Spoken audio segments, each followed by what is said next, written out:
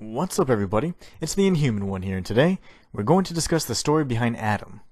This footage was actually premiered as a demo for the Unity graphics engine. It featured an unnamed robot awakening inside some sort of chamber, linked up to a number of cords and wires coming from an unknown source. Shortly after waking up, the robot, which we will refer to as Adam, is released from captivity. As the cords begin to detach, Adam gasps for air, examining himself in shock, horror, and confusion. He seems to look at his body as if it is foreign to him, as if he is a stranger to himself. We'll cover more on this in just a bit. In a wave of fear and panic, Adam desperately attempts to remove what he believes to be a mask, but realizes that the mask is his face. He rips off a shred of orange cloth which seemed to be covering him and looks forward. The doors to his chamber open, and he stumbles through the narrow corridor.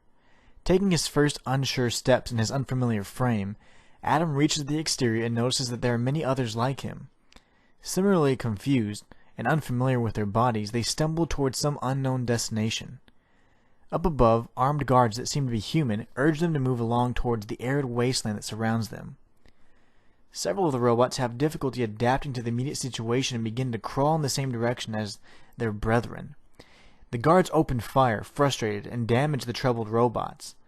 But out in the distance, two very distinct and heavily armed robots come walking towards the facility. The guards retreat back to safety, giving the incoming robots the freedom to do as they please with the fledgling ones. The larger of the two robots places down his staff and extends his hand, terminating the link that they had to their former chambers. The two robots then turn away and start to walk back from the direction they came. The newer robots, confused and unsure, hesitantly walk towards what seem to be their saviors, desperately looking for answers and safety in this strange new world. In order to sum up the events of the first chapter, it seems as if the main protagonist, Adam, has recently awakened as a robot, or more specifically some sort of cyborg.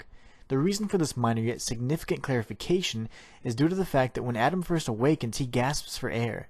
This seems to signify that although nearly every part of his body is now mechanical in nature, he must not have always been this way. Respiration is not a necessary function for a robot or synthetic life.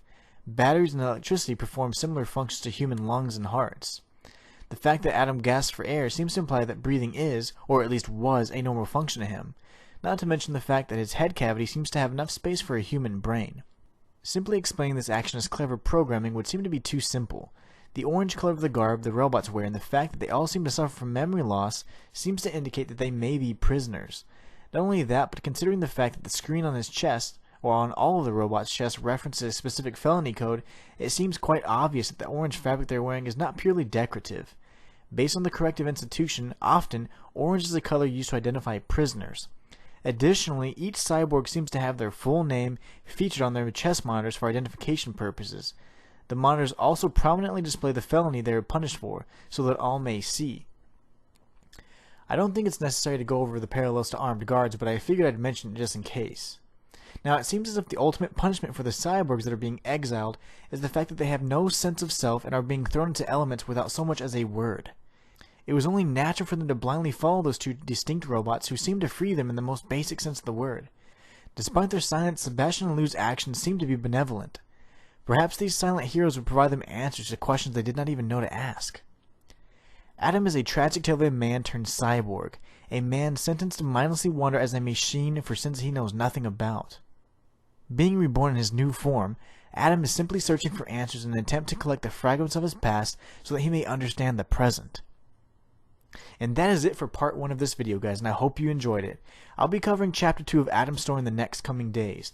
Now please consider leaving a like as it helps out the channel immensely, and subscribe if you haven't already.